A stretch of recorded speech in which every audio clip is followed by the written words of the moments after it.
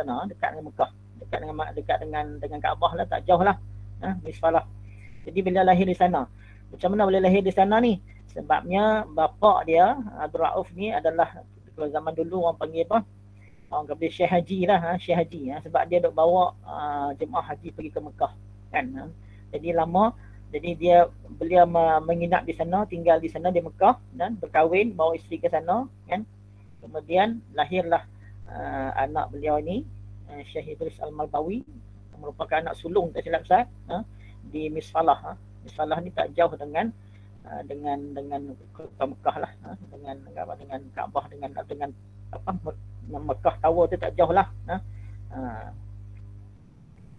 Jadi bila lahir di sana, maka beliau mendapat pendedahan, kita kata apa, pelajaran di sana lah, mendapat pendidikan awal. Dalam usia 4 tahun tu dah mendapat pendedahan tentang apa, ilmu menghafaz Al-Quran, ilmu hafal Quran.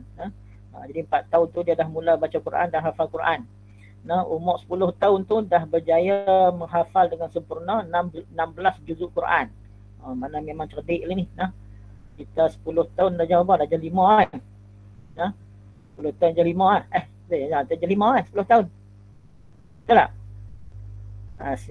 Dia 39, 10 tahun jadi 5 kan. Jam 4. Jam 4, sorry. Jam 4. Jam 3 9 tahun. Jam 4. Jam 4 kita undang. Kebanyakan tu kadang-kadang baca Iqra lagi pada kan, Quran tak naik lagi pada kan. Kalau kata khatam pun khatam Quran lah kan, bukan khatam hafalkan kan. Ni 16 juzuk telah pun dihafal dengan sempurna ketika umur 10 tahun. Memang cerdik lah, memang cerdik. Jadi bukan sekadar menghafal Quran saja, beliau juga menghafal juga kitab Adam dan kitab Matan Ujrimiyah. Itu kitab yang berkaitan dengan kitab Nahwu Sarah lah. Kemudian lepas tu tahun 1900 lahir pada 1893 tadi kan. Kemudian dikatakan bahawa lebih kurang 1900 ketika umur 10 tahun lah lebih kurang. Ada macam-macam riwayat juga. Sejarah ni dia kadang-kadang itulah ada lari sikit lah, kadang-kadang ada yang kata kelahiran dia pun ada kata 1895, ada yang kata 1893 kan. Kalau mungkin berdasarkan kad penalan tu, mungkin sebab orang dulu kad penalan dia buat lewat. Macam Syekh Idris Al-Malbawi ni saya rasa memang sah lah buat lewat kad penalan tu. Sebab apa? Lahir di Mekah kan, balik sini baru buat kad penalan. Yang orang dulu lambat buat kenalan, kadang-kadang umur tu lebih tua lagi daripada umur dalam kad kenalan kan. Jadi dalam tahun 1900 balik ke Malaysia, balik pulang ke Malaysia bersama keluarga dia. Kemudian mengikuti melanjutkan pengajian di beberapa buah sekolah di Perak sana. Kemudian lepas tu beliau melanjutkan pelajaran kepada pondok-pondok yang mana kita lihat guru-guru beliau ini adalah ulama-ulama yang hebat di Malaysia satu ketika dulu, iaitu di pondok Syekh Wan Muhammad bin Wan Husin di Bukit Candan. Ni antara tokoh-tokoh ulama yang hebat ni. Jadi tok guru dia hebat, sebab tu dia pun hebat. Tengok. Kemudian Tuan Husin, sebut Tuan Husin ni orang Kedah semua tahu. Kalau orang yang mengaji lah, yang mencintai ulama ni, yang mengaji, dia akan kenal Tuan Husin ni siapa. Dia ulama yang hebat dia di Mekah ni, Tuan Husin Muhammad Nasir Al-Mas'udi Al-Banjari. Banjari tu sempena nama satu tempat di Banjar, Batara sana lah. Kemudian guru dia lagi Syekh Muhammad Yusuf bin Ahmad. Itu tu guru yang hebat tu. Ataupun dikenali dengan Tok Kenali, Tok Kenali Kelantan. Nama sebenar dia Muhammad Yusuf bin Ahmad, tapi orang panggil Tok Kenali. Tok Kenali tu nisbah kepada kampung asal dia lah, tak jauh dengan Kota Baru, Kelantan. Kemudian Haji Yaakob Legor, itu pun di Kelantan. Kemudian Haji Muhammad Ali Salahuddin, ni ustaz pun tak pernah kenal ni, tapi ini adalah tokoh-tokoh ulama yang hebat satu ketika dulu di Malaysia lah. Kemudian itu di guru-guru dia di Malaysia. Kemudian selepas tu beliau melanjutkan pelajaran di atas desakan daripada bapaknya dan tok wannya. Minta supaya, sebab apa, nampak talent tu dia ada orang dia nampak orang yang cintai ilmu kan, orang yang hebat. Jadi dia diminta melanjutkan pelajaran. Maka dicadangkan dua tempat lah, balik semula ke Mekah ataupun ke Timur Tengah, ke Mesir. Jadi akhirnya dia pilih untuk melanjutkan pelajaran di Al-Azhar Mesir. Al-Azhar Mesir. Jadi sehingga mendapat keputusan darjah aliyah, darjah tertinggi. Tu makna serta dia cerdik sungguh. Bukan senang nak dapat darjah aliyah ni. Kalau di Mesir ni. Jadi di antara guru-gurunya di Mesir ialah Syekh Mahmud Ghunaim. Ini ulama salah seorang ulama Mesir yang hebat ni, Syekh Mahmud Ghunaim, bersyarah di Fakulti Usuluddin Universiti Al-Azhar ni. Kemudian Syekh Muhammad Bahis, ini adalah ulama yang alim dalam mazhab Hanafi. Dan Syekh Abu Al-A'la Al-Falaki, Syekh Abu A'la. Kemudian antaranya lagi Syekh Alamah Al-Maki, Syed Muhammad Ali Al-Maliki. Ini ada dinyatakan dalam kitab Bulughul Maram lah. Bulughul Maram ada yang terjemahan Melayu.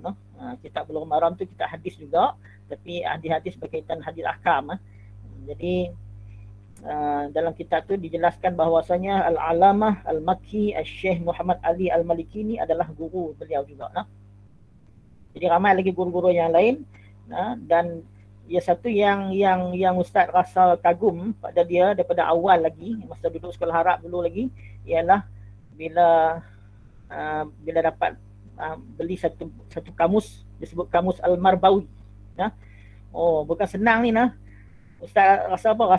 Rasa dia hebat, rasa kagum dengan dia sebab apa? Sebab dia dapat menghasilkan sebuah kamus, kamus Melayu Arab yang kita kata apa, yang menjadi rujukan kepada pelajar-pelajar sekolah Arab ketika itu, termasuk Ustaz sendirilah. Masa tu belajar di Mata Mahmud sampai bawa kamus sampai ke Mesir sana. Jadi rujukan kita. Jadi bukan senang nak menghasilkan kamus ni. Melibatkan banyak perkataan kan. Tapi beliau dapat menghasilkan sebuah kamus yang bagi ustaz yang terbaik lah, yang up to date lah pada zaman tu kan. Zaman tu. Sekarang ni memang banyaklah kamus rujukan kan. Tapi zaman tu itu adalah antara hasil usaha beliau, hasil yang mana ustaz kita yakin bahawasanya ia menjadi satu amal jariah kepada beliau lah. Jadi bukan kamus Al-Marbawi saja karangan beliau, hasil beliau, tapi ada lagi banyak lagi Mu'jam Al-Kainah. Itu juga karya ni membahaskan tentang kegunaan tumbuh-tumbuhan. Dalam Mu'jam Al-Kainah ni dia menjelaskan tentang kegunaan tumbuh-tumbuhan dalam ilmu perubatan, asal-usul penyakit serta cara mengubati penyakit tersebut, dan kaedah menghindarkannya. Jadi bukan senang tu, mu'jam tu nak buat, bukan sekadar berkaitan dengan ilmu, tapi di bidang-bidang perubatan ni pun ada tumbuh-tumbuhan yang ni. Jadi kitab ni juga dicetak di Matba'ah Al-Marbawiyah di Mesir sana. Kitab karangan beliau ni dicetak di sana. Sebab apa? Sebab beliau berusaha mewujudkan syarikat percetakan di sana. Sampai beliau pernah bawa alat cetak tu daripada Malaysia pergi sana, ke Mesir, tapi ditahan pihak sana lah, tak dibenarkan bawa masuk. Tapi hasil usaha beliau akhirnya ada syarikat cetakan yang sudi berkongsi untuk mencetak kitab-kitab beliau. Sebab tu kitab-kitab dia banyak dicetak di sana asalnya. Kemudian kitab Perbendaharaan Ilmu. Ini pun satu karya yang menghimpunkan jurnal-jurnal bulanan yang menggaungi 32 halaman setiap penerbitan. Jadi beliau masa di Azhar sana termasuk salah seorang daripada sidang redaksi majalah yang dikeluarkan oleh persatuan, kita kata persatuan Melayu di sana lah, persatuan pelajar Melayu di sana, dan beliau salah seorang sidang redaksi dia. Maka beliau ni maknanya seorang yang ada kebolehan, ada talent, ada kebolehan untuk mengarang, Jadi daripada jurnal-jurnal yang dikeluarkan itu, maka beliau telah menghimpunkan dan menghasilkan satu kitab, disebut kitab Perbendaharaan Ilmu. Jadi dalam tu ini pun dicetak oleh Matba'ah Al-Marbawiyah juga di Mesir sana. Kemudian ada lagi kitab tafsir, tafsir Quran Al-Marbawi, Juzul Alif Lam Mim. Itu juga dicetak di sana. Kemudian tafsir Quran Al-Marbawi, surah Yasin. Kemudian kitab hadis. Kitab hadis ni contohnya kitab hidangan guru Sahih Al-Bukhari dan Muslim. Ini dia ambil hadis-hadis dalam kitab Sahih Bukhari dan Muslim ni, dia pilih hadis-hadis yang tertentu dan dia buatkan satu kitab. Ini semua diterjemahkan dalam bahasa Melayu ni. Jadi hak yang daripada Arab tu saya usah kata dia memang power bahasa Arab dia, memang dia hebat. Memang dia hebat. Sebab itulah beliau mendapat kita kata apa, tokoh Ma'al Hijrah, kemudian mendapat darjah kedoktoran daripada Universiti Kebangsaan dia tidak macam dulu, satu ketiga dulu kan. Jadi kalau kita kenal dia kan, maka kita akan rasa kagumlah dengan beliau, sebab bagi Ustaz beliau seorang yang hebat pada zaman tu. Jadi berbanding dengan nak cari orang Melayu pada zaman tu, ketika tu yang ada kebolehan macam ni, yang alim macam ni, susahlah kan. Kemudian kita hadis tadi sebut dah. Kemudian seterusnya ada lagi kitab Bulughul Maram. Ustaz sebut tadi kan, Bulughul Maram. Ustaz tak tahu ni. Ingatkan Bulughul Maram tu dalam kitab Arab je ada. Rupanya Bulughul Maram dalam versi Jawi pun ada, diterjemahkan oleh Syekh Idris Al-Marbawi. Bulughul Maram ni adalah kitab hadis berkaitan dengan hadis-hadis ahkam. Dan Bahrul Mazi, Bahrul Mazi yang kita baca ni. Ini satu kitab yang banyak tu, berapa ada 11 jilid. Dan setiap jilid tu ada 2 bab. 2 bab. Semua ada 22 bab. Jadi diterjemahkan daripada hadis-hadis Sunan At-Tirmizi. Cuma dalam Sunan At-Tirmizi tu dia ada hadis dan matan dia lah, tapi Syekh Idris Al-Marbawi dia syarahkan lagi. Jadi itu satu khazanah peninggalan yang kita kata apa, yang sangat bernilai kepada kita. Dan hari ini ramai orang yang menggunakan kitab-kitab beliau dalam pengajian. Tapi kitab Bulughul Maram tu tak pernah dengar pula orang baca. Tapi ada. Ada lagi kitab-kitab yang lain yang kita kata apa, yang dikarang oleh beliau, tapi bagi ada pihak yang mengkaji tentang Syekh Idris Al-Marbawi tak menjumpai lah kitab tu, tapi ada disebutkan dalam kitab-kitab karangan dia bahawa beliau menghasilkan kitab tersebut. Dalam bidang tasawuf dan fiqh pun ada kitab yang dihasilkan oleh beliau. Contoh Nizamul Hayah, peraturan hidup umat Islam, puncak agama, hukum-hukum ibadat dan sebagainya. Ni dan satu lagi yang orang di Malaysia dah baca tu, Ustaz Allahumma salli ala sayyidina Muhammad, Ustaz Syamsuri dah baca tu, kitab tafsir tu, Nurul Yaqin. Nurul Yaqin itu pun kitab karangan beliau juga. Tafsir Nurul Yaqin. Dan kitab tafsir Fathul Qadir, dalam bahasa Arab pun ada kitab Fathul Qadir ni. Dalam Rumi Jawi ni pun ada karangan beliau juga, Fathul Qadir. Kemudian kitab Jami'ul Ulum, itu dalam bidang antara kitab-kitab yang dikarang oleh beliau. Banyak. Bukan senang tu nak menghasilkan kitab macam tu. Jadi dengan zaman itu, bagi Ustaz dia seorang yang up to date pada zaman dia. Hebat. Itu sebab sedikit lah kita kata apa tentang latar belakang musannif pengarang kitab Bahrul Mazi ni lah. Okay. Kalau kita pergi ke Lubuk Merbau, lebih kurang 10 km ke Kuala Kangsar tu, makamnya ada di sana. Beliau meninggal pada tahun 1987 tak silap. Meninggal. Panjang umur beliau 93 tahun. 93 tahun umur dia. Dan beliau meninggal ketika umur 1987. 1987.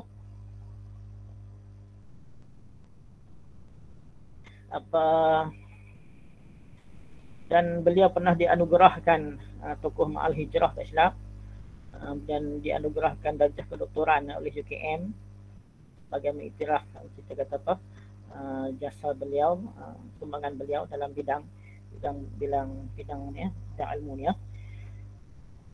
Itu berkenaan dengan sebuah sedikit tentang biodata beliau.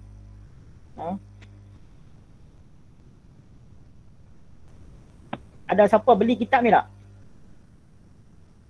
Ada tak? Ada. Saya beli yang keluaran Jawinya. Jawi tak? Ada yang Rumi? Rumi. Rumi pada? Ada. Ada. Okay tu. Kalau Rumi ada kali ya. Sebab apa? Sebab kita ustaz ni dia dah lama dia jadi tak apa nak clear. Mata pun kuat itu, baca pun tu kata apa dia jadi tu kalau ada isi kandung aja.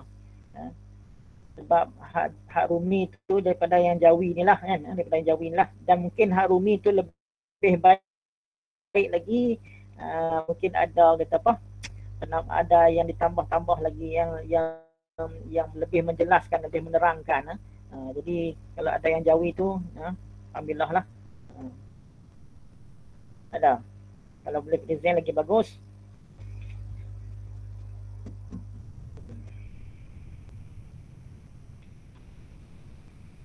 Baik, okey. Kita ambil satu hadis kot malam ni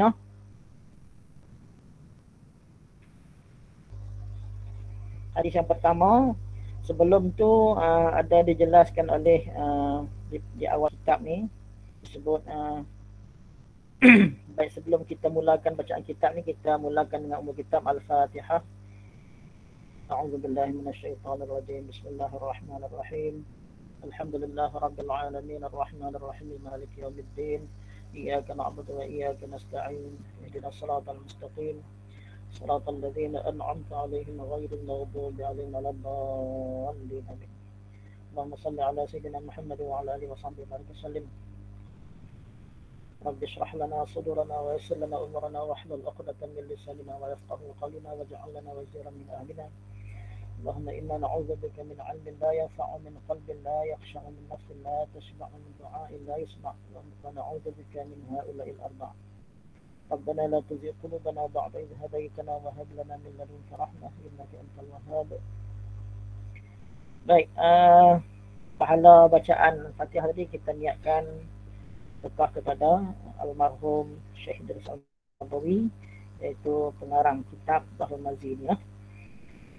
Baik, bab 17 ni, jilid 17 ni Abwabus Sifatul Qiyamah wal Raqaid wal Wara', iaitu bab yang menjelaskan tentang kiamat, hari kiamat dan pelembut hati dan wara'.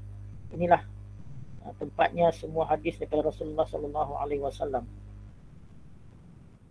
Okey, bab ini menjelaskan tentang kiamat, kemudian pelembut hati dan juga okey. Baik yang telah datang pada menyatakan kiamat. Ketahuilah sekiranya ya saudaraku, sebelum didatangkan hadis yang menunjukkan atas kiamat dan berhimpun sekalian manusia pada harinya itu, lebih dahulu hendak menerangkan kiamat itu dan harinya.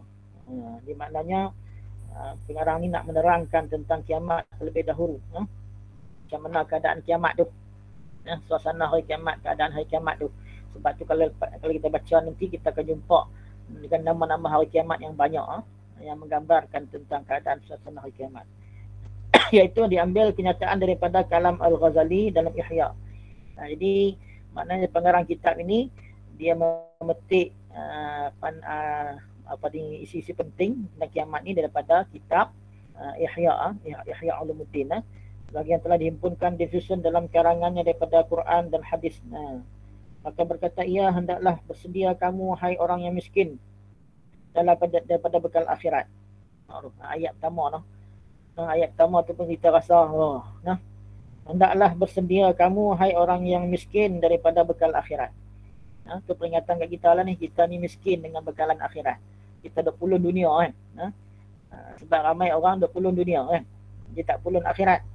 Sebab tu kita miskin Takut-takut kita ni termasuk orang yang miskin dengan bekalan di akhirat.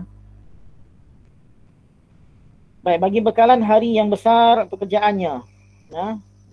Jadi hari akhirat tu adalah satu hari yang besar, besar pekerjaannya. Lagi yang panjang masanya, panjang masa kan. Kita di padang mahsyar tu 40 tahun tadi dengan 1000 tahun. Satu hari di akhirat bersamaan 1000 tahun di dunia. 40,000 tahun diri di padang mahsyar tu. Allahu Akbar kan. Sebab tu dalam riwayat ada menyebutkan berdiri itu sampai pecah perut. Bayangkan. Berdiri ni bukan sekadar lenguh lutut, lenguh pinggang, sakit pinggang apa semua kan. Kita diri lama rasa macam tu kan. Rasa macam-macam kan. Bila diri lama kan. Tapi ni berdiri, cuba bayangkan sampai pecah perut. Nak duduk tak boleh sebab Allah tak benarkan duduk. Sebab tu disebut Yaumul Qiyamah. Hari manusia berdiri. Semua manusia berdiri. Tak boleh duduk. Diri sampai pecah perut. Dalam satu riwayat disebutkan Allahu Akbar. Dengar tu takut. Risau. Lagi yang keras perintahnya. Karena perintah Allah itu maha keras ketika hari itu. Dan bersangatan huru-haranya. Huru-hara tak nak cerita, tak dapat kita nak gambarkan. Kalau di dunia ni huru-hara, di akhirat tu lagi dahsyat daripada itu. Dan hisabnya dan balasannya dan lagi hampir masanya. Kerana firman Allah Subhanahu Wa Taala, innahum yarawnahu ba'ida wa narahu qariba. Jadi maknanya Allah berfirman, Allah beritahu kat kita kat sini bahwasanya mereka itu melihat akhirat tu jauh lagi, hari kiamat tu jauh lagi, lambat lagi nak berlaku, jauh lagi. Tapi Allah Taala kata wa narahu qariba, kami lihat akhirat itu, hari kiamat tu dekat dah. Dalam manusia itu nampak akan hari kiamat itu jauh lagi. Padahalnya kami nampak akan dia tidak jauh lagi. Allah nampak tak jauh dah, manusia jauh. Doktor jauh lambat lagi kiamat tu. Tapi Allah kata dekat dah. Dan akan datang ia dan tiap-tiap yang datang itu hampir jua.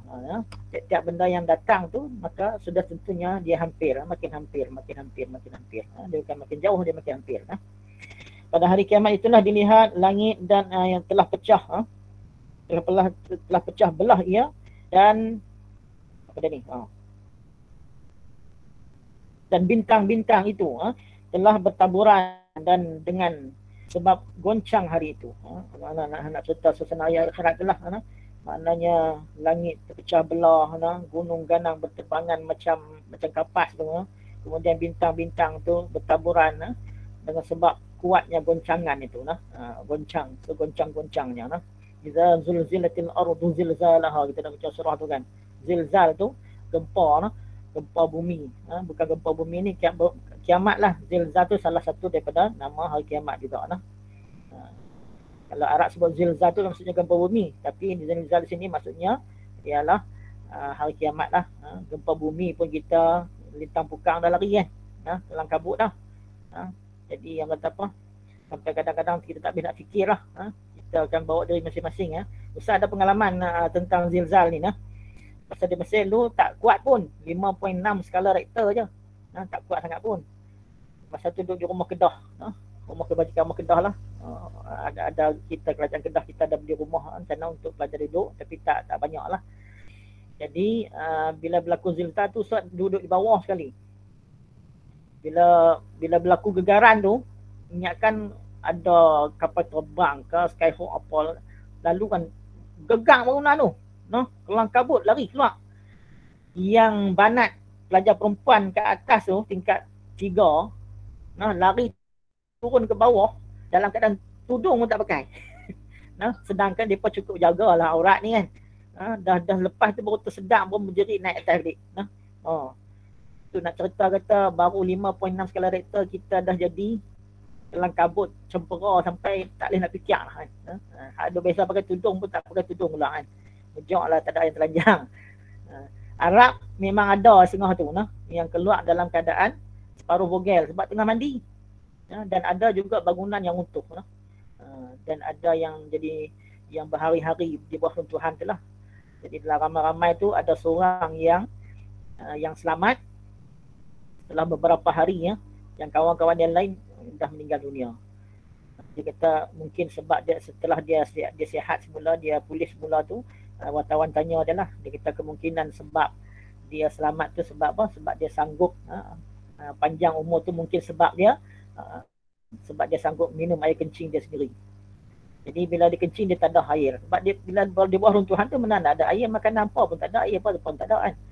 Jadi dia tahan air kencing dia tu dan dia minum air kencing dia sendiri. Sebab terlampau dahaga kan. Kawan-kawan dia tak sanggup. Jadi kawan-kawan dia semua meninggal dunia, dia selamat. Itulah takdir Allah nak panjangkan umur dia. Jadi di situ boleh kita ambil satu hukum lah. Hukum yang mana dalam keadaan mudarat kita boleh minum najis. Kita boleh macam bukan sekadar air kencing, daging babi pun kita boleh makan sekadar untuk menyelamatkan nyawa. Ad-darar la yuzalu illa bid-darar. Itu dalam kaedah fiqh lah. Mudarat itu tak dapat kita atasi melainkan kita terpaksa buat satu mudarat yang lain. Jadi ada dua mudarat. Satu, kalau tak minum mati. Mudarat tu besar kan. Kalau minum insya-Allah selamat, boleh menyelamatkan nyawa. Dan ini mudaratnya lebih kecil, lebih kecil. Jadi kita pilih mudarat yang kecil lah, buat mudarat yang kecil untuk menyelamatkan mudarat yang lebih besar. Macam kita hari ni jugalah kan. Hari ni kita kan COVID-19 ni kan.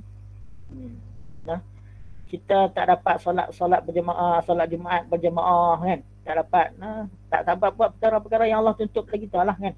Yang Allah suruh kan. Itu juga mudarat, mudarat dari segi agama kita lah kan. Tapi kita terpaksa buat mudarat tu untuk atasi mudarat yang lebih besar.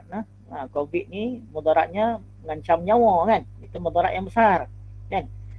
Jadi kita terpaksalah kita kata apa? Melakukan mudarat yang kecil untuk mengatasi mudarat yang lebih besar kan.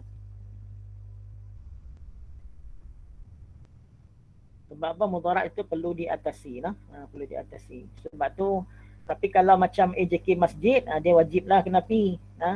Jangan pula AJK masjid duk ganti orang lain, tak boleh. AJK masjid dia kena pi. Orang awam ni dia maknanya dia tak berdosa lah. Sebab apa? Sebab itu perintah ulil amri, dia tak berdosa. Tapi dia kena berusaha jugalah untuk pergi. Kalau kata masjid JK masjid kata memang tak apa kuota penuh, tak apalah nampak macam mana kita solat zuhur di rumah lah kan. Okey, balik pada persoalan kita berarti tak malah kita. Okey, baik. Dan segala bintang yang bercahaya dan menerangi telah berubah, telah tak clear ni kat sini. Apa dia tahu? Telah berubah warnanya, tak silap. Sebab dia tulisan tu dia dah kabur dah. Dan segala bintang yang bercahaya dan menerangi telah berubah warnanya, dan matahari pun pada hari itu padam cahayanya, dan gunung-gunung pun habis bertebangan ia, dan apa ni? Dan awan dan awan-awan dan awan tidak menurunkan hujan lagi, dan segala binatang pun habis dikumpul supaya dibalas segala perbuatan satu persatu dengan yang lain, kemudian dikembalikan jadi tanah. Maknanya apa? Binatang-binatang ni pun habis dikumpul supaya dibaan. Sebab apa? Kadang-kadang di dunia ni mungkin ada orang buat naya kepada mereka, maka hari itu mereka dibalas segala perbuatan. Kemudian sebab itu mereka dikembalikan jadi tanah, dan laut-laut naik gelembung ia, dan apa ni,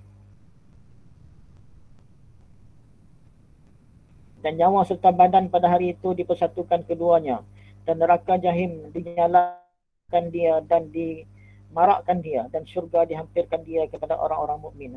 Jadi nak cerita kata di sini ialah suasana hari akhirat. Suasana nak berlakunya kiamat itu, alam ini hancur segalanya. Maknanya langit akan runtuh, bintang-bintang pun tak mengeluarkan, semua akan rosak binasa segala-galanya. Goncangan yang berlaku tu goncangan yang sangat dahsyat, yang tak dapat kita nak bayangkan. kullu man 'alaiha fan, semuanya akan musnah, tak ada yang kekal. Wa yabqa wajhu rabbika dzul jalali wal ikram, melainkan zat Allah sahaja yang kekal. Semua makhluk akan musnah. Bumi ini musnah, langit semuanya musnah, semuanya musnah. Dan kita akan berada di satu tempat yang baru, bukan bumi sekarang ni, tapi satu tempat hamparan yang baru yang disebut mahsyar itu. Di situlah kita semua akan berkumpul. Jadi kita tak dapat nak bayangkan macam mana keadaan. Cuma kita dapat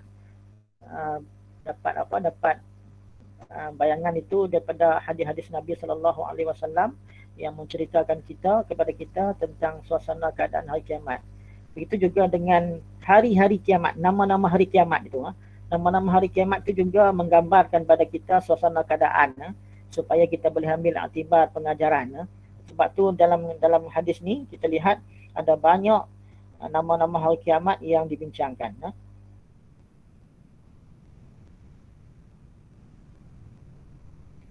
Di bawah ni pun menceritakan tentang keadaan kiamat tu juga.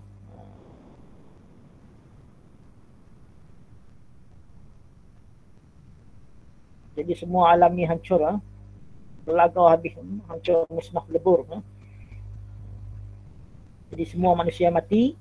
Cuma bagi kita orang yang beriman ni, Allah Subhanahu Wa Taala matikan terlebih dahulu. Sebelum berlaku kiamat, kita dimatikan terlebih dahulu oleh Allah Subhanahu Wa Taala supaya kita orang beriman ni tidak merasai azab berlakunya kiamat itu. Zilzal, goncangan yang dahsyat tu yang berlaku tu, kan? Kita tak merasailah. Sebab apa? Sebab kita orang Islam ni, Allah akan cabut nyawa terlebih dahulu. Siapa yang beriman kepada Allah, Allah akan matikan terlebih dahulu. Jadi saat berlakunya kiamat itu, mana semuanya orang yang kufur kepada Allah, yang kafir, yang tak beriman kepada Allah Subhanahu Wa Taala. Dan kalau kita lihat, ada hadis Nabi yang menjelaskan kepada kita bahawasanya di antara tanda-tanda besar kiamat itu ialah berlakunya tiupan angin lembut. Tiupan angin lembut. Okay?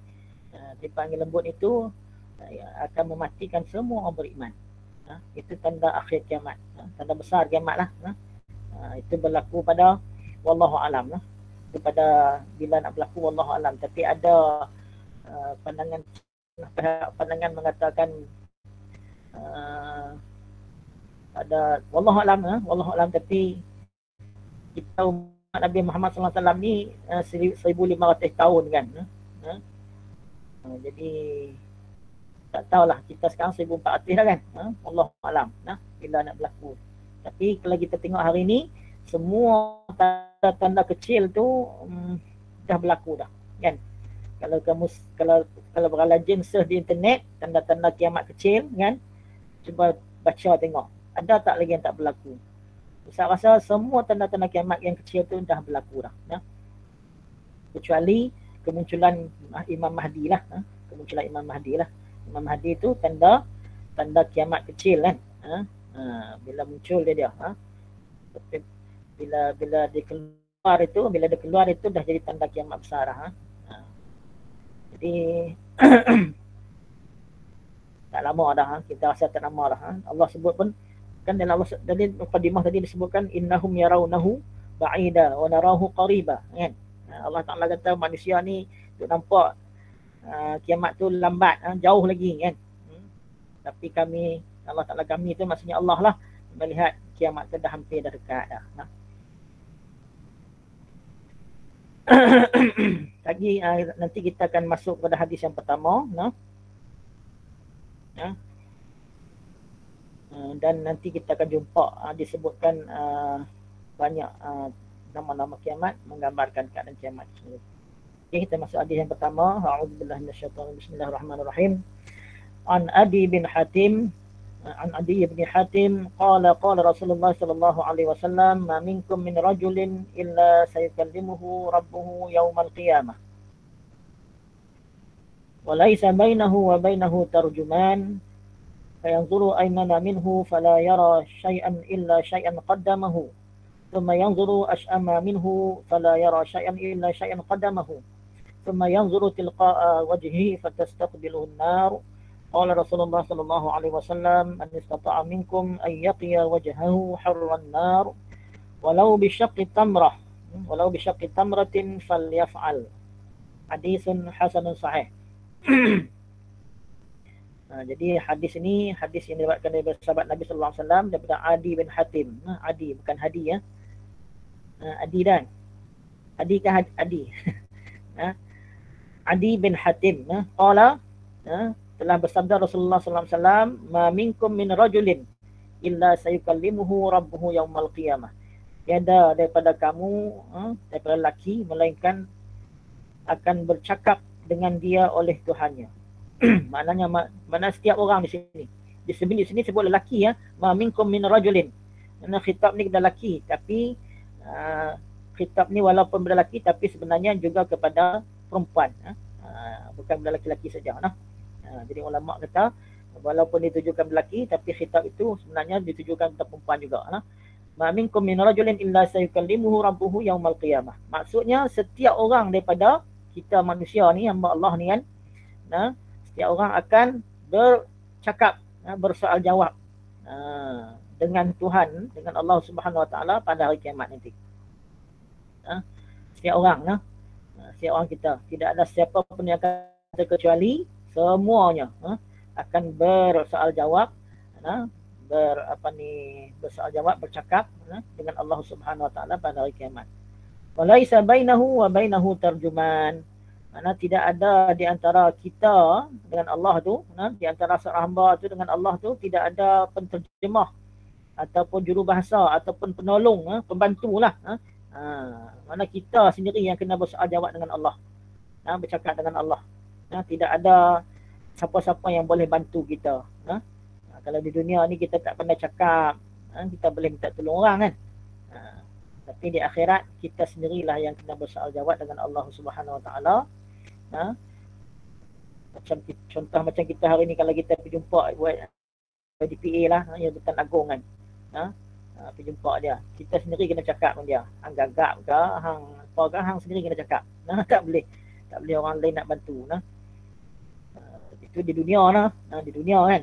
Itu pun gabra tak kira lah, takut tak kira lah kan. Ni tambahlah nak bertemu Allah, Tuhan sekalian alam ni, Raja sekalian alam. Kemudian fayanzuru aymana minhu fala yara syai'an illa syai'an qaddamahu. Kemudian kita akan diperlihatkan di sebelah kanan. Maka melihat ia ke sebelah kanan daripadanya, maka tiada nampak sesuatu melainkan sesuatu yang persembahkannya. Maksudnya kita diperlihatkan sebelah kanan, maka apa yang kita lihat ialah apa segala amal-amal kebaikan kita semasa di dunia ni. Amal-amal kebajikan kita semasa di dunia. Itu yang diperlihatkan pada kita. Bukan kita tak nampak isteri kita, tak nampak rumah kita, tak nampak kereta kita, tak nampak kawan-kawan, tak nampak semua tu. Yang kita bila kita lihat sebelah kanan, kita nampak ialah segala amal kebaikan kita semasa di dunia. Summa yanzuru ash'ama minhu fala yara syai'an illa syai'an qaddamahu. Dan kita dilihatkan pula ke sebelah kiri. Tengok pula sebelah kiri. Ash'ama minhu. Kemudian maka tiada nampak ia akan satu melainkan satu yang dipersembahkannya. Tengok sebelah kiri ni, yang kita nampak ialah apa yang kita amal-amal kejahatan kita, dosa kita, maksiat kita yang kita buat semasa di dunia. Itu yang kita nampak. Okay. Kemudian summa yanzuru tilqa'a wajhi fatastaqbiluhu an-nar. Kemudian kita diperlihatkan pula, kita melihat pula ke hadapan, tilqa'a wajhi, tengok ke hadapan, fatastaqbiluhu an-nar, kita berhadapan dengan api neraka Allah Subhanahu Wa Taala. Allahu akbar. Jadi maknanya pahala amal kebaikan kita dah tengok, dosa kita pun kita dah tengok. Kemudian kita dapat lihat pula neraka Allah Subhanahu Wa Taala. Boleh bayangkanlah, boleh bayangkanlah keadaan kita ketika itu.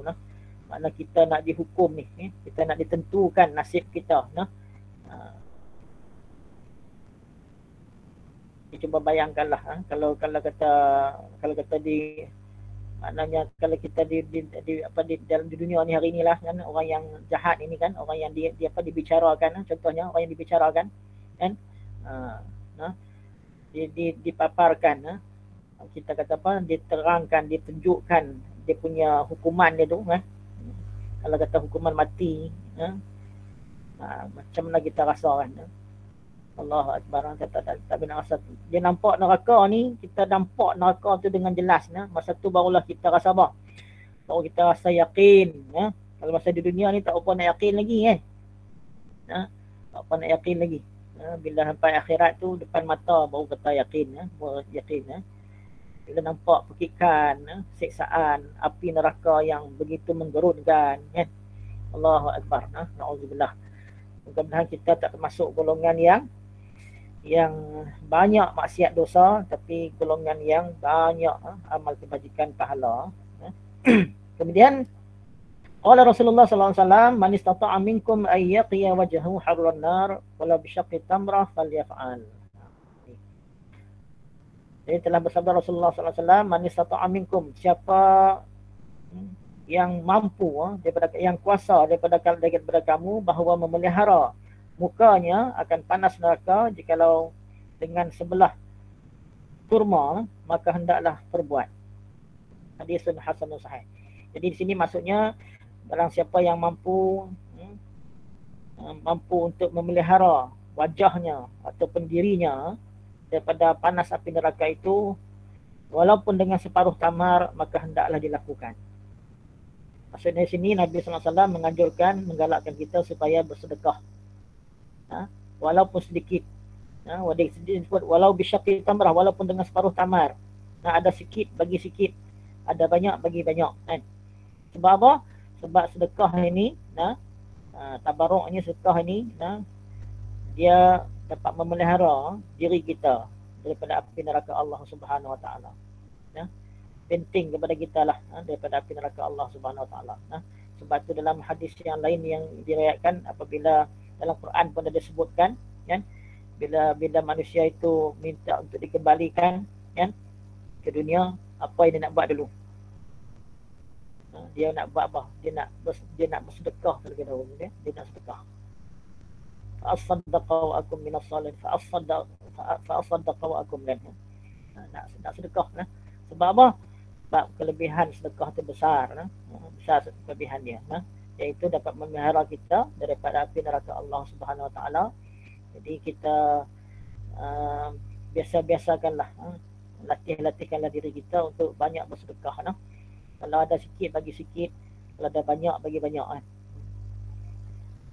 Kita macam kita orang lelaki ni, kita cari nafkah untuk keluarga kita, untuk bagi anak bini kita makan, kan, berikan keperluan kepada mereka, itu juga adalah sedekah. Sedekah. Bahkan itu merupakan tanggungjawab, sedekah yang wajib tu. Tanggungjawab kita, itu juga adalah sedekah. Bukan bermakna kadang-kadang anda setengah orang dengan kawan bukan main lagi kan. Tak kira langsung kan, pemurah kan. Kira kawan-kawan memang syok dengan dia, akan leduk semeja tu makan mai-mai, dia lah orang yang akan dibayar dulu. Tapi kalau dengan keluarga, Allah genggam rapat. Itu tak betul lah tu, tak betul lah. Tak betul. Jadi dengan keluarga ni kita perlu pemurah, dan kalau kita ada lebih, kita dengan kawan-kawan pun kita latih diri kita untuk bersifat pemurah.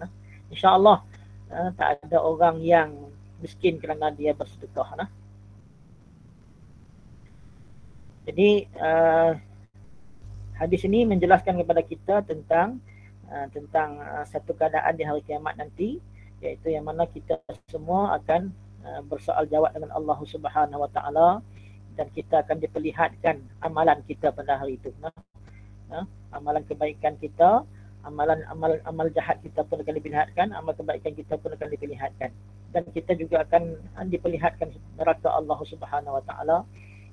Dan di akhir hadis ini Nabi minta kepada kita untuk melakukan sedekah, kerana itulah salah satu daripada amalan yang dapat menghindari kita, menjadi benteng kepada kita daripada api neraka Allah Subhanahu Wa Taala.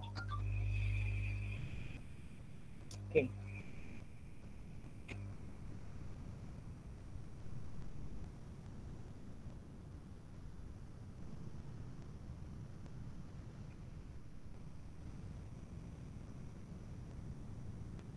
Baik. Di sini disebutkan masalah yang kedua tu, bercakap dengan Tuhan pada hari akhirat. Sesungguhnya tiap-tiap orang itu dibawa ke hadapan Allah Subhanahu Wa Taala sebagai dia bawa seorang yang dalam dunia ini ke hadapan raja besar di dunia. Maka ditanya kepadanya bersemulut. Ini bersemulut ni. Apa dia ni? Kepada kita jawab kita ni, kepadanya dengan Tuhan, tidak dengan ada tukang cakapnya atau orang tengah. Bersemulut ke tu? Bersemulut ni maksudnya macam mana?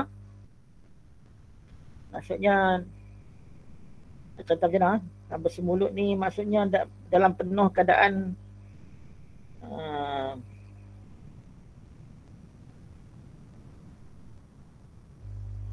siapa faham tu? Siapa tak pernah faham bersemulut tu macam mana? Saya tu baca lagi habis lah ni. Dengan Tuhannya dan tidak dengan ada tukang cakapnya atau orang tengah. Ditanya semuanya daripada apa yang dibuat di dalam dunia, kecilnya dan besarnya, banyak dan sedikitnya, dan seninya. Makna halusnya, bermula dalil yang menunjukkan atas demikian itu ialah sebagai hadis yang dikeluarkan oleh Abu Aisyah Tirmizi dengan katanya, hadis inilah yang kita bacakan tadi. Maknanya kita manusia ni akan dibawa oleh para malaikat ke semulut. Kita nak kata bahasa ini macam mana? Maknanya dihadapkan di hadapan Allah Subhanahu Wa Taala, maka pada kita itu kita akan ditanya segala-galanya. Mungkin bercakap pada depan, Ustaz. Ya? Mungkin bercakap, maksudnya berhubung dengan Allah Subhanahu Wa Taala waktu tu mungkin bercakap terus. Itu istilah yang sesuai kot untuk dikatakan mana kita berhadap dengan Allah Subhanahu Wa Taala ni kan. Jadi mungkin itu istilah dia nak menggambarkan hinanya kita kan di hadapan Allah Subhanahu Wa Taala itu. Jadi akan ditanya semua tu apa yang kita lakukan semasa di dunia ni yang kecil, yang besarnya, yang banyak, yang sedikit, semuanya akan dipersoalkan, akan diperlihatkan, dan kita akan dibawakan buku catatan. Masa itulah akan dibawakan buku catatan pada kita. Bila malaikat bawa buku catatan pada kita tu, kalau kata buku catatan itu kita terima daripada sebelah kanan, saufa yuhasabu hisaban yasira. Kita akan dihisab dengan hisab yang mudah. Yang kita kata mudah ni cincai-cincai lah. Tak detail lah. Okay. Tapi kalau kita terima buku catatan amalan kita tu daripada sebelah kiri, maka kita akan dihisab dengan hisab yang susah, yang kita kata yang berat lah, yang payah lah. Akan diperincikan satu persatu. Tak ada satu pun yang akan tertinggal. Itu beratlah. Beratlah. Maknanya banyaklah dosa-dosa kita tu. Banyak maksiat lah tu. Allah akan persoalkan satu persatu. Jadi tak boleh nak bayangkan lah macam mana keadaan kita ketika itu kan.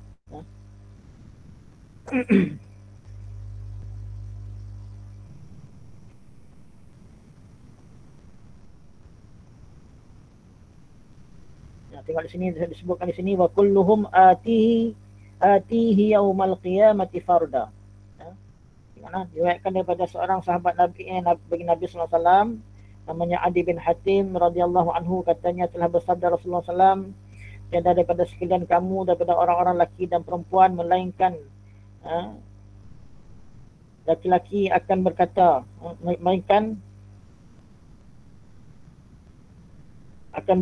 dengan Tuhannya pada hari kiamat, dan tiada di antara seorang itu dengan Tuhannya orang tengah yang memperkatakan, dan tiada juru bahasa sebagaimana firman Allah Subhanahu Wa Taala, wa kulluhum atihi yaumal qiyamati farda, dan sekalian manusia semuanya datang kepada Tuhannya pada hari kiamat dalam keadaan tunggal, dengan tunggal diberi tunggal diri sebatang kara, tiada bersama-samanya anak atau bapa atau hartanya yang jadi penolong dan pembantu bicaranya. Itu nak gambarkan mana kita datang bertemu Allah tu seorang-seorang. Ati yaumal qiyamati farda, seorang-seorang jumpa Allah. Tak ada mak ayah kita yang boleh tolong kita, kawan-kawan kita kan, siapa kan, tak ada siapa, harta kita apa, semua benda tak boleh bantu kita ketika itu. Yang boleh bantu kita ialah amalan-amalan kita lah, amal-amal kebaikan kita aja.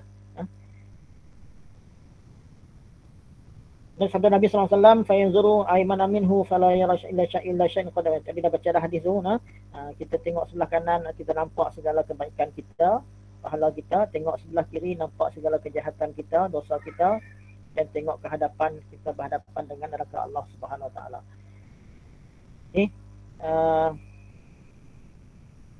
Itulah kita kata apa, ajaran hadis Nabi SAW.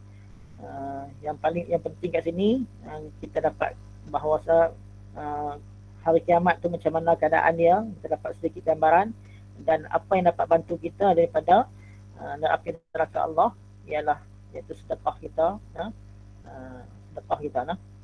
Jadi sedekah itu hendaklah kita lakukan, mudah-mudahan dapat menjadi benteng pada kita, pelindung kita pada hari kiamat nanti daripada api neraka Allah Subhanahu Wa Taala. Kita nak teruskan lagi ya. Baik, boleh tak masa Ustaz? Sila. Okey. Kita ambil kita tengok kepada nama-nama hari kiamat di sini lah. Untuk supaya tengok yang ketiga, masalah yang ketiga tu, hari kiamat itu mengapa banyaknya nama dalam Quran.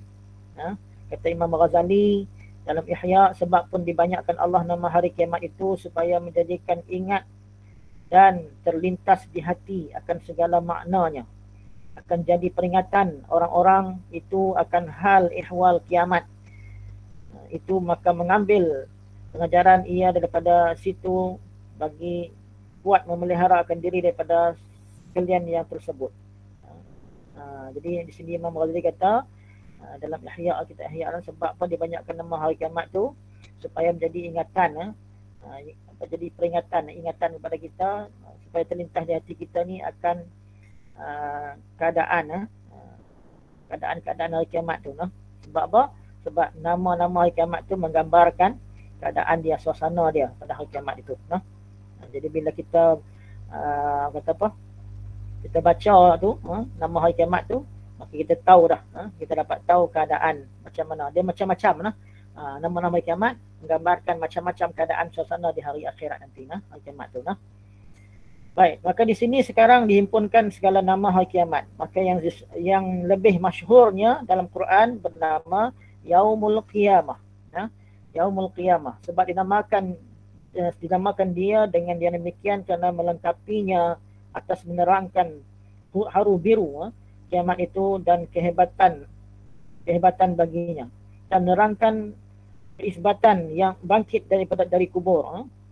Kita bangkit daripada kubur, qiyam. Bangkit daripada kubur tu, qiyamah tu, bangkit dari kubur, dan memberi bekas akan kiamat itu pada seisi alam, dan janji dengan jumpanya dan melihatnya. Dan kata setengah ulama, sebab pun dinamakan dia dengan hari kiamat kerana semua orang berdiri kerana Tuhannya Rabbul Alamin tiada diberi mereka itu duduk. Jadi makna hari kiamat tu juga makna sebab nama hari kiamat, sebab kita semua manusia dikehendaki berdiri pada hari itu, tak boleh duduk. Allah perintahkan kita semua berdiri. Dan lagi tu yang Ustaz kata tadi, berdiri sampai, dalam riwayat lain sebut berdiri sampai pecah perut tu. Tak boleh nak bayang macam mana, bayangkanlah kan. Berdiri sampai pecah perut, Allahu Akbar. Kita berdiri lama, pergi dengar ceramah apa semua kan. Lenguh pinggang, lenguh lutut, lenguh apa semua kan. Itu baru berapa jam tu. Ni, cuba bayangkan sehari di hari kiamat tu bersamaan 1000 tahun. Kalau 40 hari, 40 tahun. 40,000 tahun. Allahu Akbar. Umur kita, Allah tak tahu nak bayang. Na'udzubillah. Allahu Akbar. Baik, seterusnya.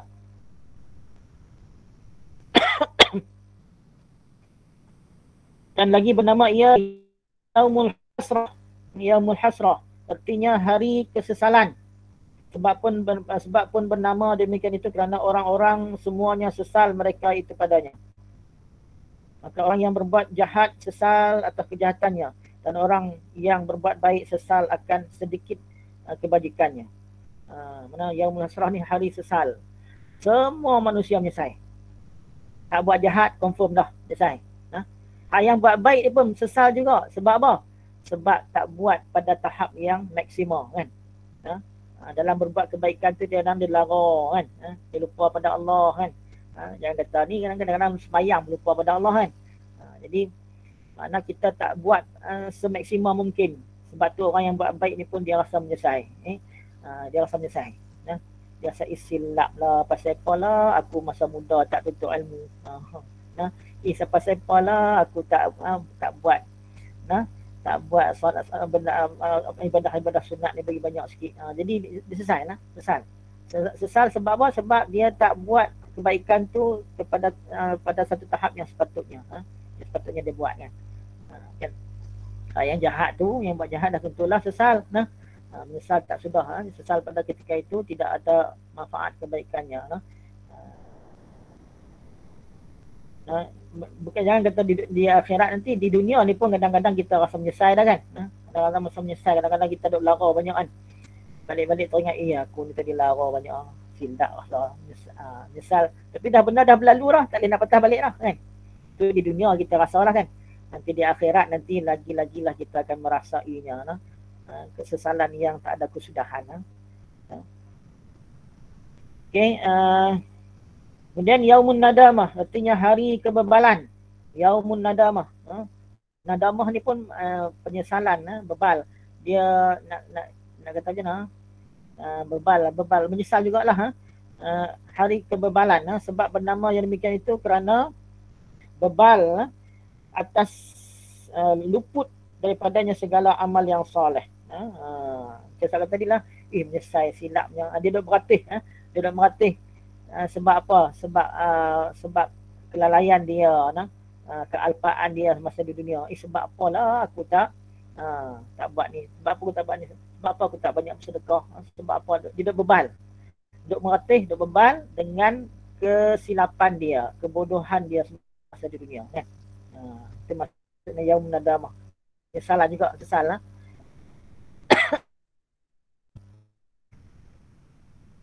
Yang dalam doa Imam Syafi'i, doa Imam Ghazali dan juga doa Tok Kenali Tok Kenali pun beramal dengan doa tu.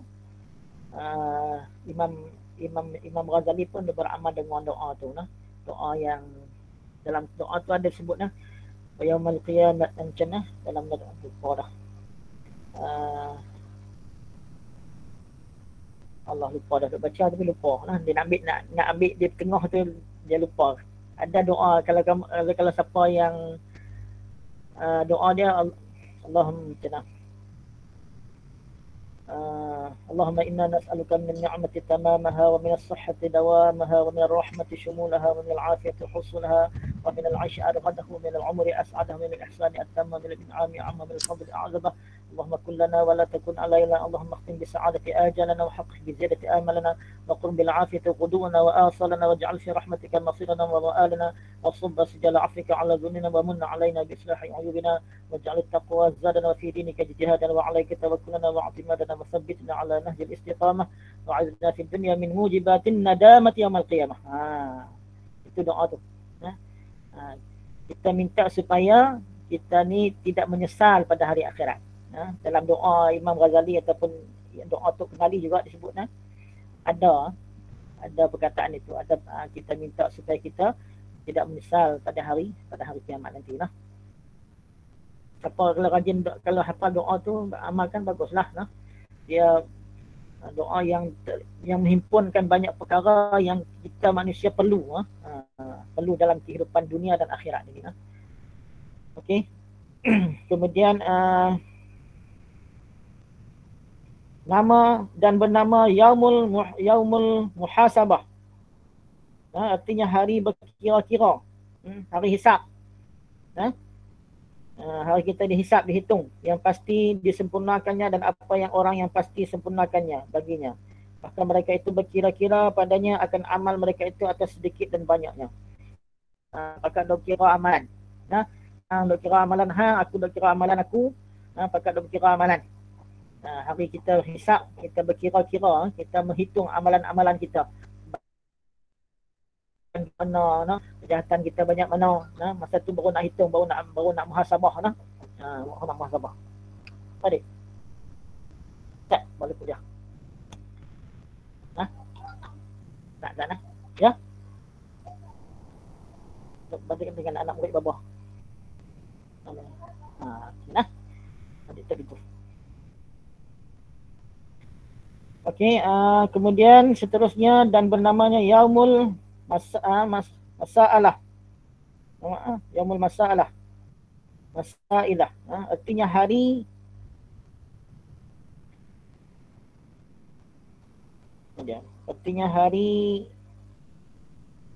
apa ni?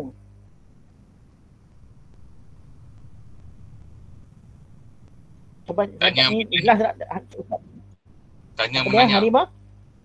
Tanya menanya. Tanya menanya. Dia tak ada titik. Tanya menanya, hari tanya menanya. Sebab pun dinamakan akan dia dengan demikian kerana pada hari itu ditanya semua orang di dalamnya daripada tiap-tiap sesuatu besar dan seminya. Memanglah tadi kita dalam baca hadis tadi pun dah sebut dah tadi. Kita akan dipersendakan bersoal jawab dengan Allah. Kita akan ditanyalah segala amal perbuatan kita, yang kecil yang besar, semuanya akan ditanya oleh Allah Subhanahu Wa Taala. Dan seni yang masih kecil-kecil pun, yang kecil-kecil pun, yang sebesar zarah pun akan dipersoalkan. Dan bernama Yaumul Musabaqah, iaitu hari berlumba-lumba. Berlumba-lumba sebab pun dinamakan bernama demikian kerana semua orang berlumba-lumba kepada martabat mereka itu kemudian daripada selesai hisab. Berlumba-lumba berlumba-lumba untuk apa? Untuk melihat dan menentukan kedudukan masing-masing. Masa itu adalah siapa yang lebih tinggi martabat dia, kedudukan dia. Jadi hari itu kita berlumba-lumba untuk menentukan ataupun untuk melihat kedudukan kita, martabat kita. Sebab tu hari itu kalau siapa yang boleh duduk dekat dengan Nabi sallallahu alaihi wasallam, kira VIP maksud kan.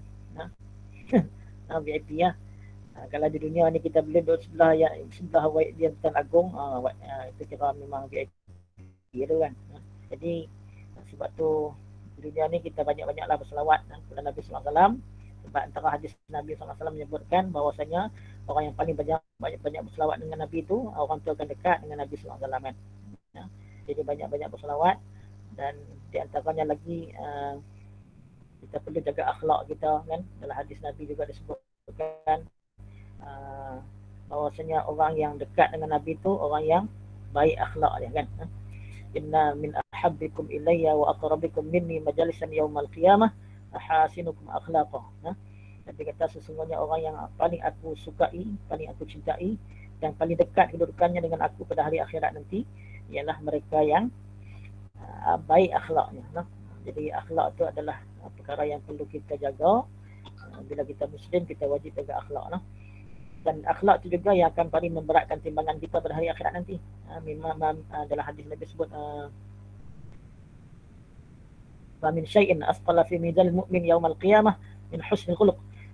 Nabi kata tidak ada sesuatu yang akan paling memberatkan timbangan pada hari kiamat nanti melainkan akhlak yang baik. Akhlak yang baik itu yang akan paling memberatkan timbangan kebaikan kita, pahala kita pada hari akhirat nanti.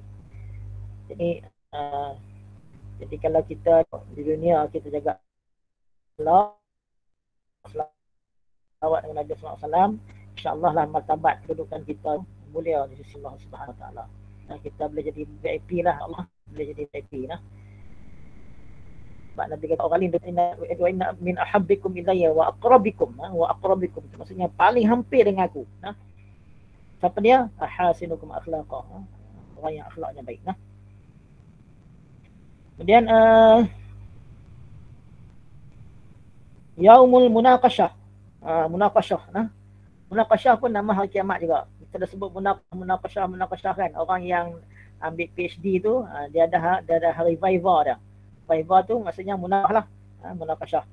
Artinya hari tuntut keterangan. Sebab pun bernama yang demikian itu kerana banyak orang dihaluskan kira amalnya dengan dituntut keterangannya pada sedikit dan banyaknya.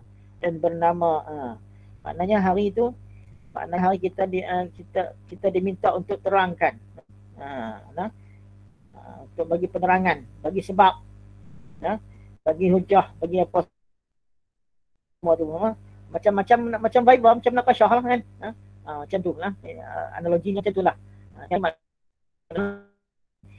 Kadang-kadang kita pun mungkin dia tak tahu kan, tapi di hadapan Allah tak ada satu benda yang kita boleh sembunyi. Benda kecil, benda besar, semuanya Allah Maha mengetahui dan Allah akan persoalkan kita. Allah akan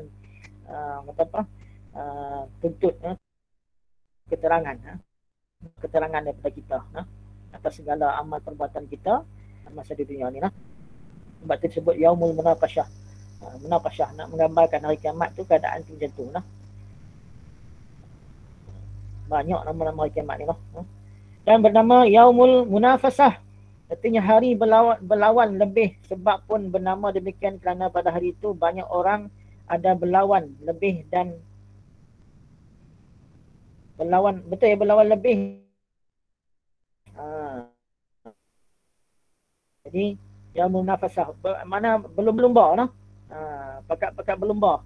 Munafasah, berlumba, berlawan untuk apa?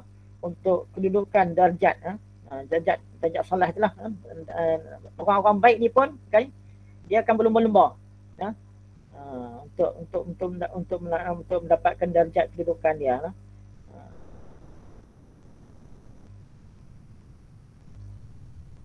Kemudian Yaumul Zalzalah. Yaumul Zalzalah artinya hari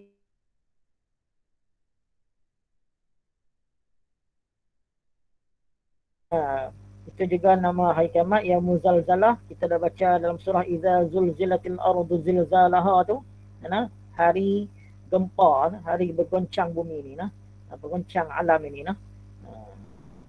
Dia sebutkan itu menggambarkan juga tentang keadaan hari kiamat, hari bergoncang, goncangan yang dahsyat, goncang segoncang-goncangnya, bukan goncang sekadar goncang gempa bumi tu. Dan bernama Yaumul apa ni? Apa dia? Tak clear lah Pak Ustaz. Yaumud Damdamah. Atau pengelabu. Yaumud Damdamah. Artinya hari berlapis-lapis. Yaumud Damdamah. Ya. Dialah Yaumud Damdamah. Artinya hari berlapis-lapis, kerana berlapis-lapis atas manusia pada hari itu oleh azab. Hari berlapis-lapis kerana berlapis-lapis atas manusia pada hari itu oleh azab.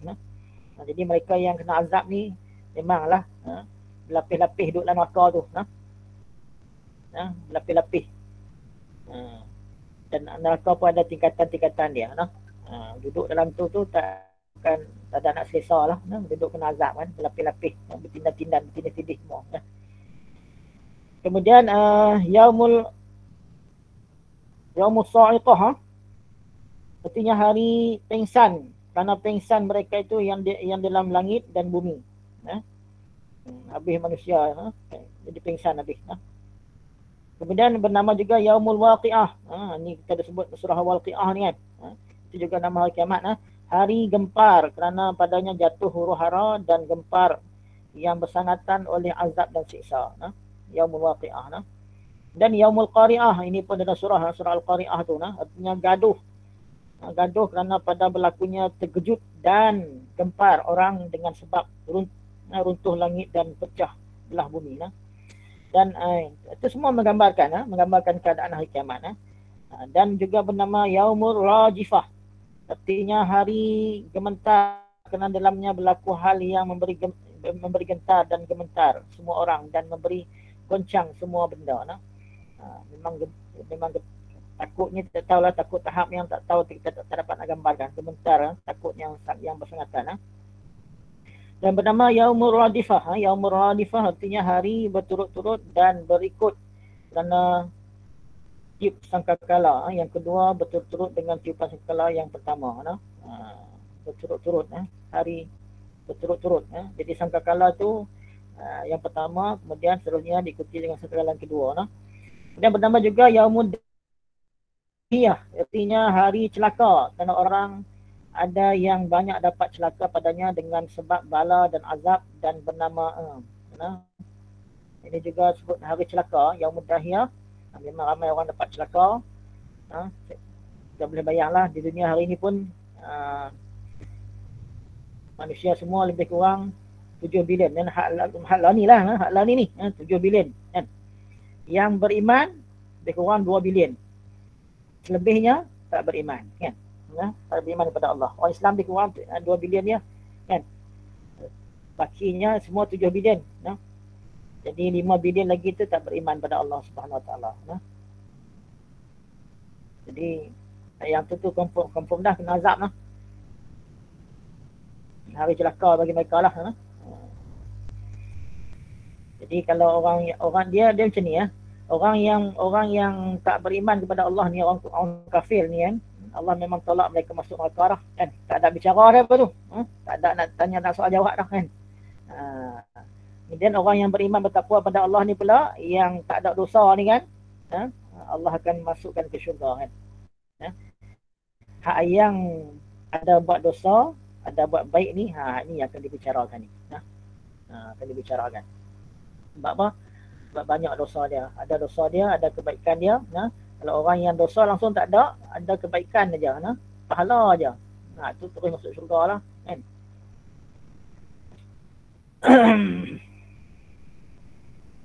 Dan kita umat Nabi Muhammad SAW ni memang ada pun di kalangan umat Nabi Muhammad SAW yang masuk syurga duna hisabi wa adab. Masuk syurga tanpa dihisap. Tanpa dihisap, tak ada azab. Azab tak ada, hisap tak ada, apa tak ada. Masuk syurga lah. Allahu Akbar. Ini golongan yang bertuah lah. Tuah lah. Orang golongan yang istimewa ni, VVIP lah kan. VVIP lah.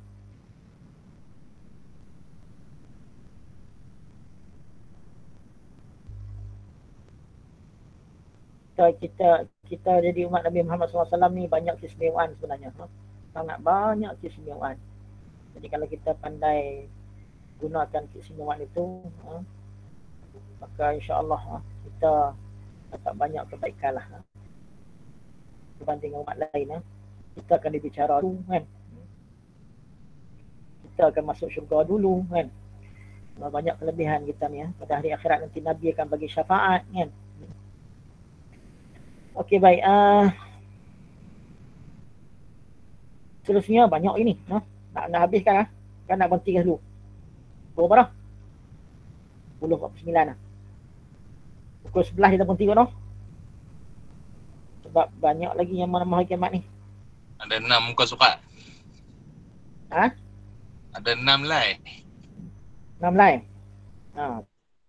Itulah. Nama hari kiamat tu banyak lah. Nak menggambarkan. Ada kadang-kadang ada juga banyak nama tu menunjukkan kemuliaan. Macam Allah Subhanahu Wa Taala ada banyak nama tu menunjukkan kemuliaan. Tapi kalau hari kiamat ni dia banyak nama nak menggambarkan suasana keadaan kiamat itu supaya kita rasa takut terus jadi peringatan kepada kita. Yaumul Rajifah sudah, Yaumud Dahiyah sudah, Yaumul Azifah. Artinya hari hampir, kerana hampir berlakunya kiamat. Yaumul Azifah. Artinya hari hampir, kerana hampir berlakunya kiamat. Itu dalam Quran pada sebut kan, Azifah ni kan. Dan bernama Yaumul Haqqah. Yaumul Haqqah, hari yang sebenar. Kerana sebenarnya berlaku beberapa perkara pada hari itu. Hari memang hari yang benar lah. Di dunia ni tak yakin lagi, nanti di akhirat tu barulah yakin. Dalam surah apa? Surah Sajadah kita dah baca tu lah. Kena ayat dia. Ayat dah lupa dah. Rabbana absarna wa sami'na farji'na na'mal salihan inna muqinun. Kan? Inna muqin, kami yakin. Yakin. Sebab apa? Sebab kebenaran tu telah terbukti dah. Apa yang Allah dan Rasulullah dah bagi tahu, para alim ulama dah bagi tahu tu, baru hari itu kita nak mengakui kebenarannya kan. Kemudian dan juga Yaumut Tammah. Artinya hari penuh kerana cukup penuh azab dalamnya. azab, penuh azab kepada mereka yang banyak dosa. Dan bernama Yaumul Sakhah, Yaumul Sakhah. Yaumul Sakhah artinya hari qiyau, kerana dalamnya banyak orang yang qiyau dan menjerit akan bala yang mengenainya.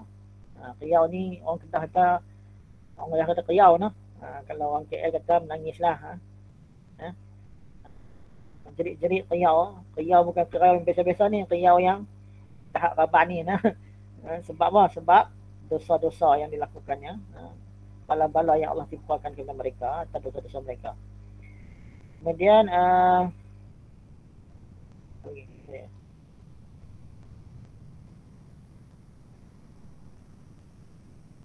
jadi dah lah. Yang pertama hari penuh, yang musakhah. Dan bernama Yaumut Talaq. Yaumut Talaq artinya hari berjumpa-jumpa, kerana setengah orang ada berjumpa-jumpa dengan setengahnya. Hari itu kita memang jumpa semua lah. Memang jumpa semua. Dan kalau masa di dunia ni kita tak saling ampun mengampun, maaf-maaf, maka hari itu kita akan jumpa lah. Dan kalau di dunia ni kita ada banyak buat dosa dengan orang, kita akan jumpa lah hari itu. Allah akan bagi, orang tu akan cari kita untuk tuntut keadilan. Jadi memang akan berjumpa lah. Jumpa dengan orang-orang yang kita berurusan semasa di dunia ni kan. Kalau kita ada buat salah dengan dia, kita akan jumpa lah dengan dia.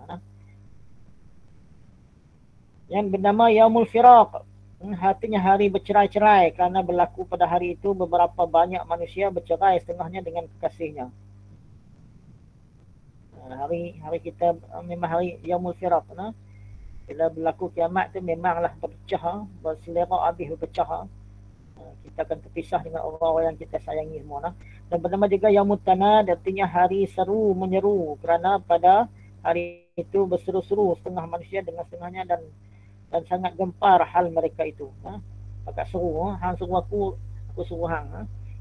Dia cari ustaz, dia cari apa ni, cari Zul cari ustaz, berseru nama lah. Tu panggil tu cari nama lah, seru nama orang.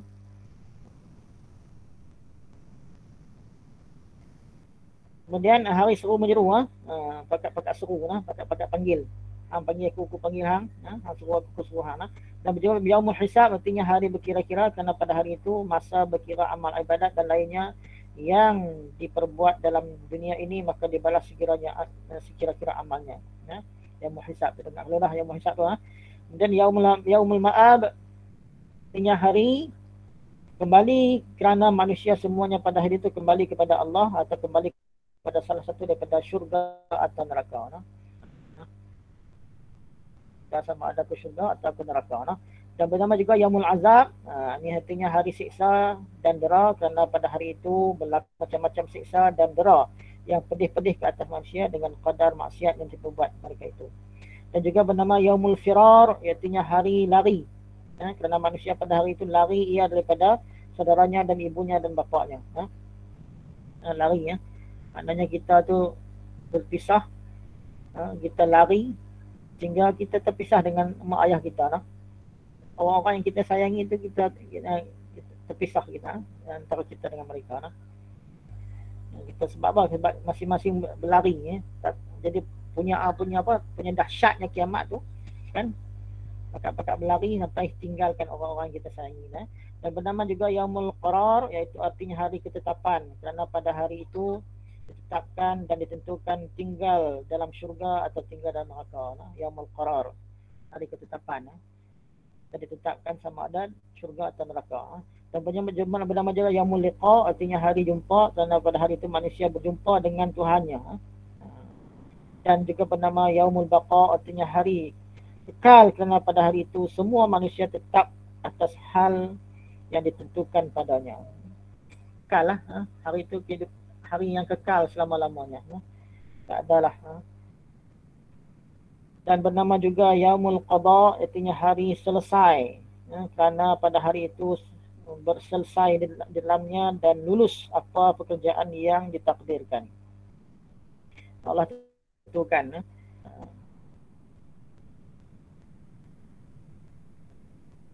Kemudian dan bernama juga Yaumul Jaza, artinya hari balasan. Kerana pada hari itu dibalas semua manusia akan amal mereka itu yang diperbuat dalam dunia. Dan bernama juga Yaumul Bala, artinya hari bala. Kerana pada hari itu bersangatan bala atas orang-orang dan jadi bersangatan huru haranya. Dan juga bernama Yaumul Baka, Baka harinya tangisan, kerana sesungguhnya menangis orang-orang pada hari itu atas dirinya, menyesal akan dirinya dan bebal. Yaumul Baka. Dan Yaumul Hashr, Yaumul Hashr artinya hari berhimpun, mahsyar. Pada kata mahsyar tu, berhimpun. Yaumul Hashr itu hari berhimpun. Kita berhimpun semua, berhimpun di padang mahsyar. Itu, Yaumul Wa'id, iaitu hari dibalas jahat, kerana pada hari itu sungguh diluluskan balas siksa dan dera. Dan juga bernama Yaumul Arsh, artinya hari pertunjukan.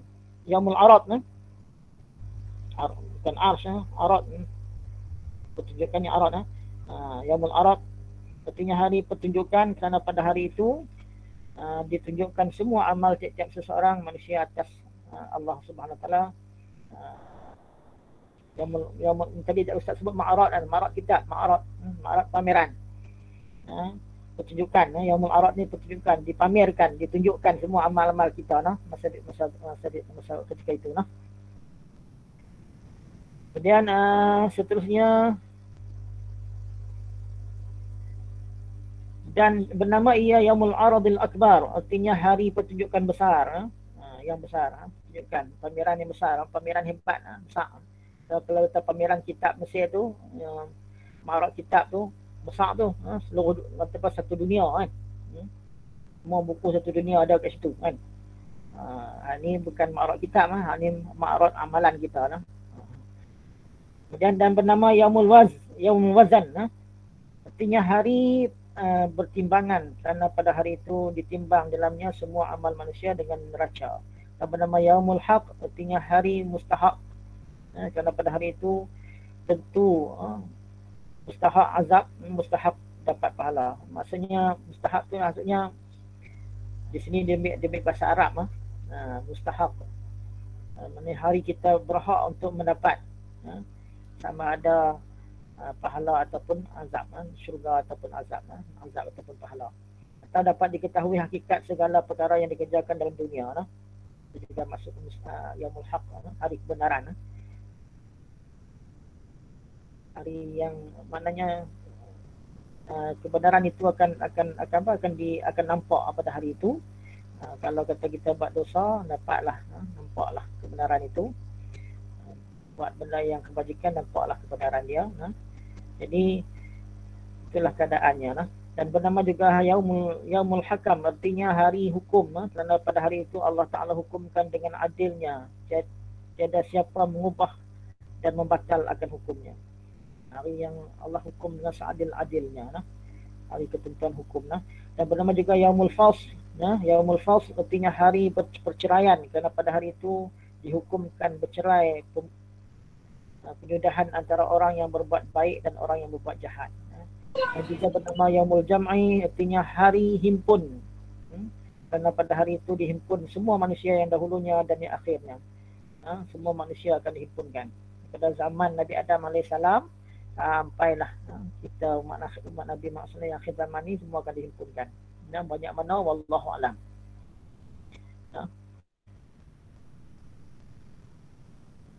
Dan Yaumul Ba'si, Yaumul Ba's artinya hari yang bangkit, kerana pada hari itu dibangkitkan segala ruh, maka masuk ia ke dalam tubuh dan bernama, jadi hari itu hari dibangkitkan, dibangkitkan segala ruh, maka masuk ia ke dalam tubuh. Dan bernama juga Yaumul Fath, artinya hari buka, dan sentiasa perbuatan manusia itu tertutup, tiada diketahui akan hakikatnya, maka pada hari itu semuanya terbuka ia daripada hakikatnya. Hari Allah buka semua, keaiban kita pun, kalau di dunia ni keaiban kita Allah tutup. Lepas tu kita jangan pula ada contoh ke orang keaiban kita dan Allah tutup lah kan. Tapi hari itu aib kah, baik kah, apa kah, semuanya Allah buka. Okey. Kemudian Yaumul khizi. Yaumul khizi artinya hari malu, karena zahir padanya segala kejahatan yang malu.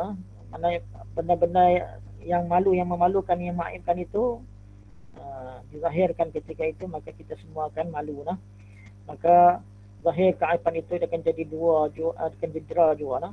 Jadi menzahirkan keaiban itu juga akan jadi satu dera, satu yang memalukan kita lah, satu bentuk deraan juga tu, kerana berhubung dengan yang demikian itu susah hati dan leceh dan hina dina. Dan bernama juga Yaumun Azim, artinya hari besar, penting, kerana sangat besar huru haranya dan hisabnya dan balasannya. Dan juga bernama Yaumun Asir, artinya hari kepayahan, kesukaran, kesempitan, susah, kerana kesusahan yang banyak dalamnya dan tidak terkira akan bala padanya. Dan bernama juga Yaumuddin, artinya hari balasan, kerana pada hari itu dibalas amal baik dan amal yang jahat. Dan juga bernama Yaumul Yaqin, artinya hari yakin. Dan pada hari itu zahir segala hakikat dan kebenaran akan sebagai zahir yang tidak jalan syak padanya. Tak ada syak dah, itu semua yakin belaka. Apa depan mata belaka. Apa yang, dan bernama juga Yaumun Nusyur, artinya hari bertaburan, kerana pada hari itu bertaburan segala jenis, segala jisim yang keluar daripada kuburnya pergi ke padang mahsyar. Mana jasad kita lah, semuanya akan keluar dan berhimpun di padang mahsyar. Dan bernama juga Yaumul apa ni? Yaumul Masir. Yaumul Masir iaitu hari kembali kepada Allah Ta'ala. Dan juga bernama Yaumun Nafkhah, artinya hari apa ni? Hari tiup, kerana padanya tiup sangkakala. Dan bernama juga Yaumul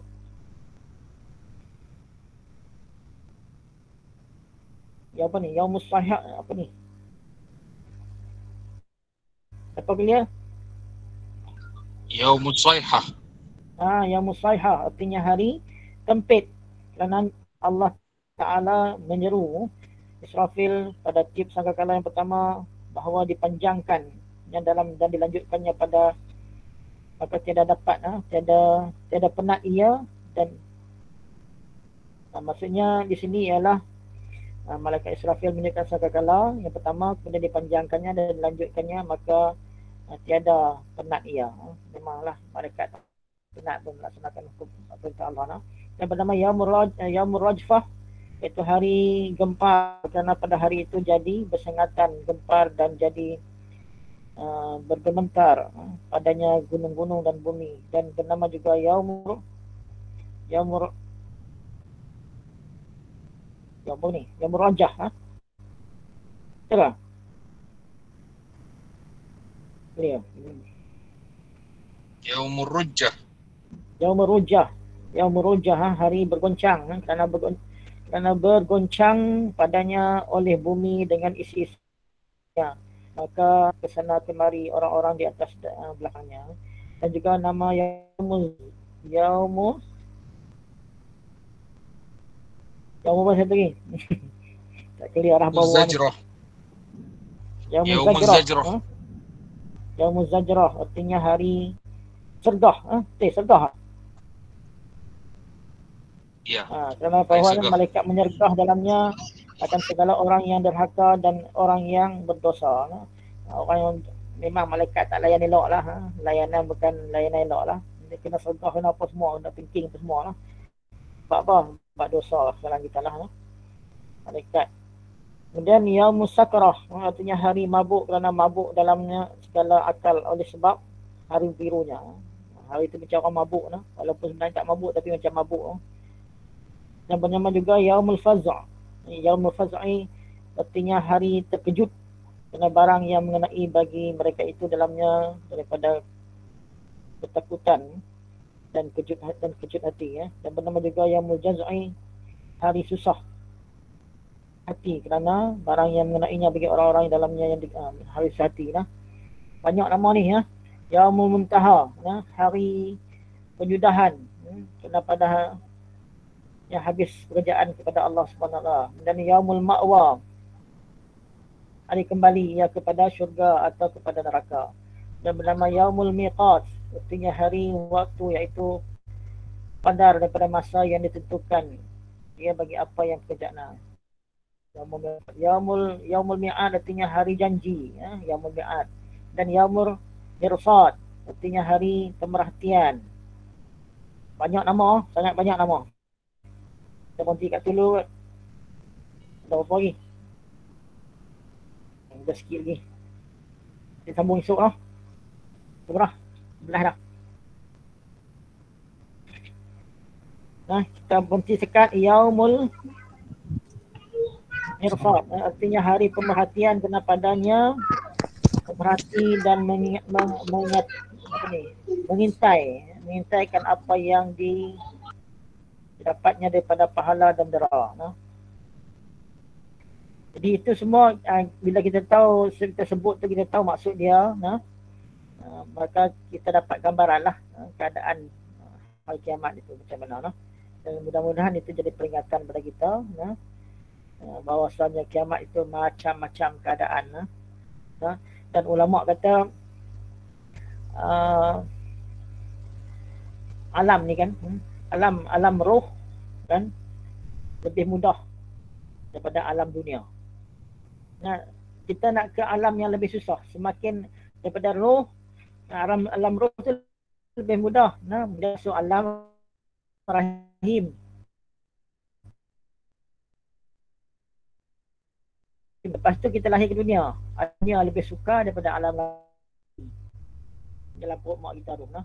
Kemudian kita akan menuju ke alam barzakh, alam kubur. Alam kubur tu lebih suka, lebih susah daripada alam dunia ni. Kemudian kita pula akan ke alam akhirat, dan alam akhirat tu lebih susah, lebih suka daripada alam kubur. Nah, kita bukan akan bertambah, bukan kepada mudah, kepada alam yang lebih sukar. Nah. Dan alam akhirat itu, nah, seperti mana kita tengok tadi kan, kita baca tadi nama-nama hari kiamat yang banyak tu, nampak tak kesukaran dia, kepayahan dia, keperitan dia, nah, siksanya, azabnya. Alhamdulillah ni zalik, nah.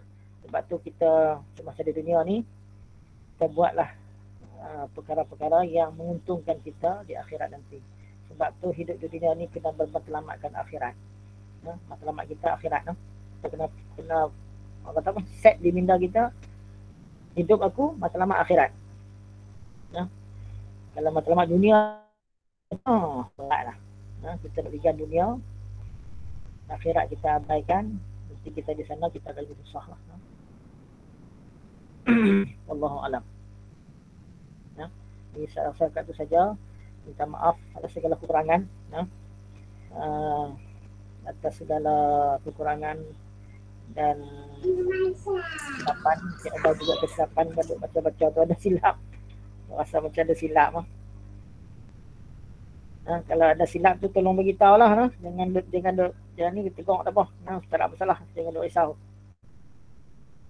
Baik, saya rasa setakat tu sajalah. Nah, segala kekurangan kelemahan itu mohon ampun dan maaf. Dan mudah-mudahan kita baca pada malam ini dapat sedikit manfaat. Jadi peringatan kepada kita bahwasanya alam akhirat itu alam yang lebih mencabar kepada kita. Justru itu kita perlu usahakan, perlu sematkan, perlu letakkan matlamat kita, matlamat akhirat. Kita buat apa pun matlamat akhirat, mudah-mudahan Allah kira sebagai ibadah pada Allah Subhanahu Wa Taala. Dan bila kita dapat buat kebaikan itu, kita ucaplah alhamdulillah, bersyukur pada Allah Subhanahu Wa Taala supaya apa? Supaya nikmat itu Allah dapat kekalkan. Sebab bila kita sebut alhamdulillah, kita berterima kasih pada Allah, Allah ikat nikmat tu, ikat nikmat. Jadi bila kita, contohnya kita dapat pergi surau berjemaah, kita alhamdulillah. Dapat bangun malam kan, untuk solat tahajud dan sebagainya, alhamdulillah. Alhamdulillah, syukur pada Allah. Sebab kita mampu untuk laksanakan, Allah bagi izin. Jadi jangan pula kita duk rasa aku dalam taman ini ramai ni, tapi aku seorang boleh pergi surau, aku seorang boleh berjemaah. Itu bisikan syaitan tu. Bisikan syaitan lah. Jadi bila kita dapat buat kebaikan, ucap alhamdulillah. Supaya kebaikan itu kita dapat teruskan. Semua itu adalah dengan keizinan Allah Subhanahu Wa Taala, La haula wala quwwata illa billahil aliyyil azim. Sekian, wassalamualaikum warahmatullahi wabarakatuh.